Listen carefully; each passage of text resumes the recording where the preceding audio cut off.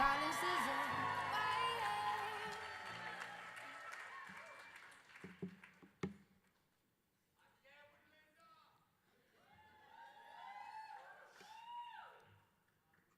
Good evening, everyone. I am so deeply honored and humbled to be here with all of you today. And it is the honor of my life to receive this award, not only from the North Star Fund, from my sister in the movement. And she knows that I would do anything for her at any moment and any time.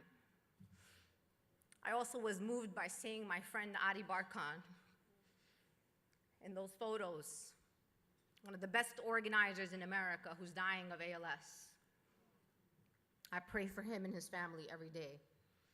I want to thank Jennifer and Corey and the North Star Fund. I want to thank every single human being in this room. I want to thank my sisters at the Women's March, my colleagues or my former colleagues, but they're still my colleagues at the Arab American Association of New York, my friends who I've been organizing for a really long time with, my colleagues from Empower Change, and really all of you, because you're all my family. This is deeply meaningful for me in a way that I can't express into words. I want to congratulate CCSM, RAP, Barbara, and my dear friend Maurice on the very well-deserved honors that you received this evening. I am a daughter of this movement. I am a student of this New York City movement. You raised me. You embraced me. You educated me. You checked me. You let me bring all of me. My Palestinianness, my Muslim, my hijab, and all of my Brooklyn. And that's a lot. I went from a local organizer from the streets of Southwest Brooklyn to a national leader because of you. I am because of you. And when I fight every single day, I take all of you with me. People often ask me, how am I doing? And when I wake up in the morning and I open my eyes, I am grateful to God that I'm alive. And that is the first positive note that I wake up with every single day. I will never forget where I came from. I came from the womb of my Palestinian immigrant mother who lived under the longest standing military occupation in modern history. I came from the New York City public school system. I came from the streets of Brooklyn. I am every Islamophobe's worst nightmare. And I am my community's pride and joy and hope for freedom in America. You can always count on me to be on the front lines. I will not be silenced. I will not be intimidated.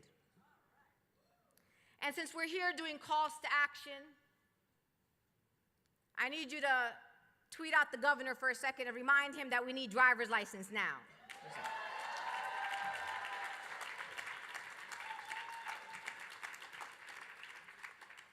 I also never stand alone. And this movement is not about me. It's not about you.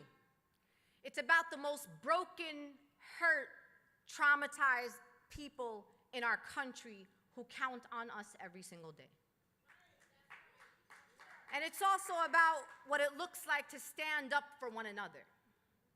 Because Maurice came up here to do some truth-telling, but I'm from Brooklyn too, so I'm gonna give you some truth-telling. We are in a moment now that requires what we call radical solidarity. I don't need you to stand with me when it's all good. I need you to stand with me when it's hard. Ilhan Omar don't need you to clap for her when she got elected to Congress and became one of the first Muslim American women in Congress.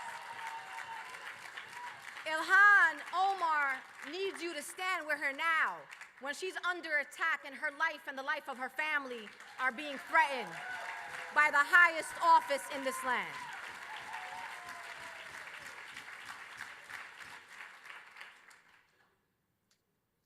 need people in the good times, because in the good times, we're good. We need to be there for each other when times are bad. And it's really bad out here if you haven't noticed. Just right now, while I was sitting in this room, my organization, Empower Change, worked on a multi-month campaign to pass a bipartisan resolution to end U.S. support for a Saudi-led war in Yemen. And everybody said we couldn't do it. There was no way, Linda, you could pass a resolution in the Senate. But we did, a bipartisan resolution. And today,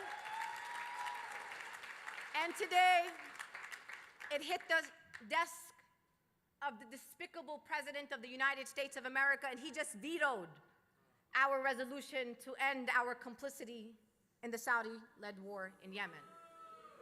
And so what I will say to all of you today is the work actually starts tomorrow. And the test for us as progressives is going to be 2020. No more infighting, no more competing for funding, no more worrying about who gets credit. It's about fighting and make sure that we win back our democracy in 2020.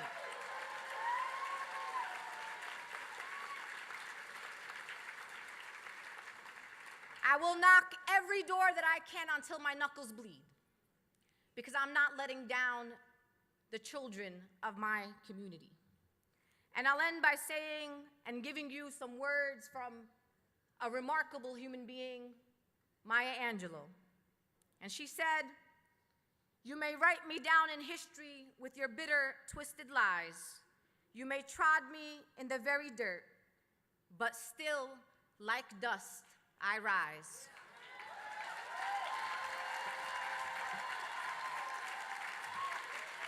Thank you, North Star Fund. Thank you, everyone.